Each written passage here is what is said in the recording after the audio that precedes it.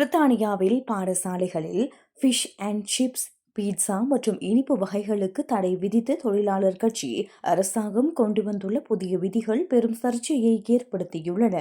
இது ஒரு அநீதியான செயல் என ஆசிரியர்கள் மற்றும் மாணவர்களும் போர்க்கொடி தூக்கியுள்ளனர். கடந்த ஏப்ரல் மாதம் 13ஆம் திகதி திங்கட்கிழமை முதல் அமுலுக்கு வந்துள்ள புதிய அரசாங்க விதிகளின்படி பாடசாலை உணவுகளில் பாரிய கட்டுப்பாடுகள் விதிக்கப்பட்டுள்ளன.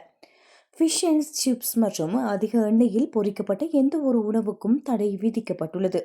மாணவர்கள் இலகுவாக வாங்கி செல்லக்கூடிய கிராப் அண்ட் கோ வகை உணவுகள் மற்றும் பீட்சா போன்றவை மெனுவிலிருந்து நீக்கப்பட்டுள்ளன. சாக்லேட் பிரவுனி போன்ற இனிப்பு பண்டங்களுக்கும் கடும் கட்டுப்பாடுகள் விதிக்கப்பட்டுள்ளன.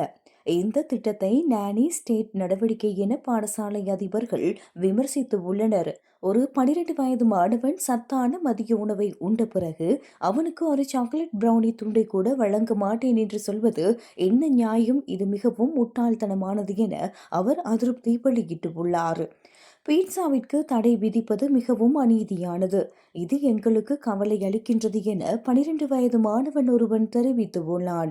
முறையான நிதி ஒதுக்கீடு இன்றி இவ்வாறான திட்டங்களை கொண்டு வருவது தோல்வியில்தான் முடியும் என சமூக ஆர்வலர்கள் எச்சரிக்கின்றனர். உணவுப் பொருட்களின் அளவு குறைக்கப்படுவதால் மாணவர்கள் பசியுடன் இருக்க வேண்டிய நிலை ஏற்படும் என்றும் அவர்கள் சுட்டிக்காட்டியுள்ளனர். இந்த விமர்சனங்களுக்கு பதிலளித்துள்ள கல்வி அமைச்சு, ஆரோக்கியமான இளைய தலைமுறையை உருவாக்குவதே எமது நோக்கம் என கூறி தனது முடிவை நியாயப்படுத்தியுள்ளது.